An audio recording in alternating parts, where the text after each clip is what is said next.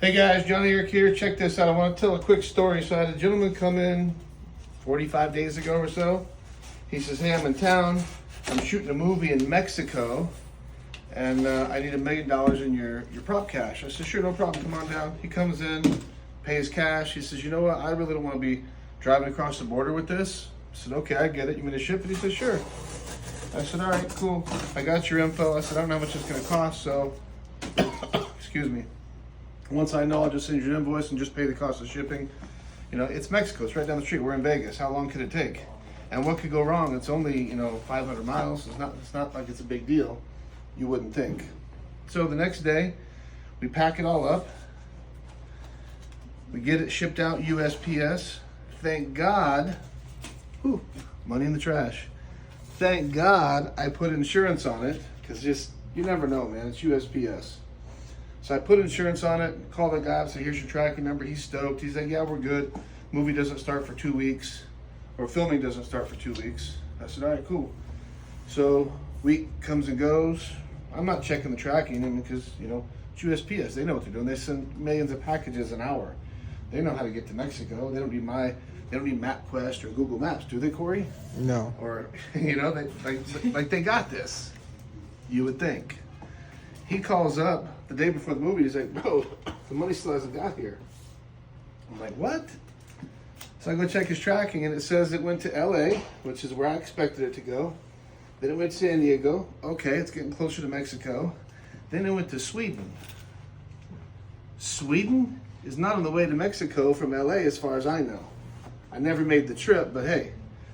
So I'm like, bro, I said, I don't know. I said, I'll make some phone calls, and what am I going to do? I just got the same 800 number he has. So I'm blowing him up.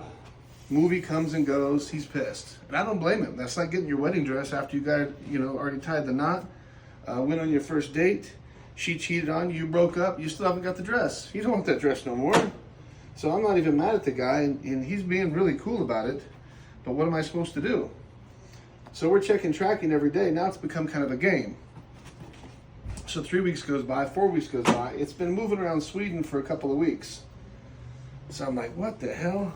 And USPS has got no answer for me at all. They're like, well, we don't know. If it still hasn't showed up in 40 days, file a claim. Thank God I bought the insurance, because if I didn't, they just sent me, $200. And $1 million in prop cash costs a lot more than $200. So I check it again, maybe at the 4 or 5 week mark. It's in China. It went from Sweden to China. Then it moves around China for a week, and I asked my mail carrier that delivers my stuff every day. I said, can you do me a favor? I said, I know you're not in charge of this, but I'd just like to get your opinion on it because you work there.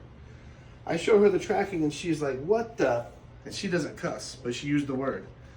And I'm like, yeah. She's like, this is insane. She said, somebody effed up really bad.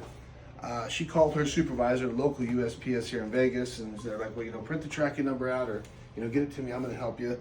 And that didn't do any good. So now the guy's beyond, pissed. He's like, dude, it's been 40 days. So we finally were able to file a claim today. Whether we get paid or not, I don't know, because we got to give him his money back or give him $1 million back. I'll probably drive to Mexico myself to bring it next time. But the moral of the story is, if you're shipping internationally, I wouldn't recommend, I'm not going to bash on them, but I wouldn't recommend these guys, because my personal experience with a lot of international shipments gone through this company or this carrier have not been too good. When I go through these guys, FedEx, they seem to crush it. These guys, they seem to crush it. USPS, they just ain't got it figured out. So if you guys have had a similar experience, leave me a comment. I'd like to hear your story.